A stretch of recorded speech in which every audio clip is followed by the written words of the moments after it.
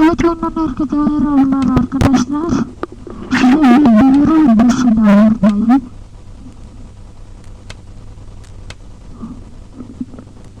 Biz de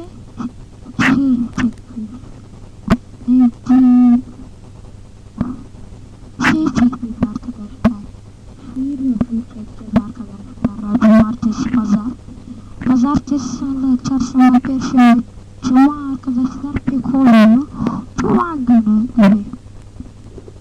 Evet arkadaşlar, bu kısa oldu biraz video biliyorum.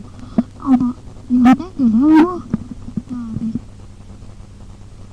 işte 6 Kasım saat 7 Kasım'da falan gelir. 7-8-9 Kasım'da falan gelir. Evet arkadaşlar, herkese görüşürüz. Abone olmayı unutmayın. Nerede çekeceğim? Fatih'le çekeceğim.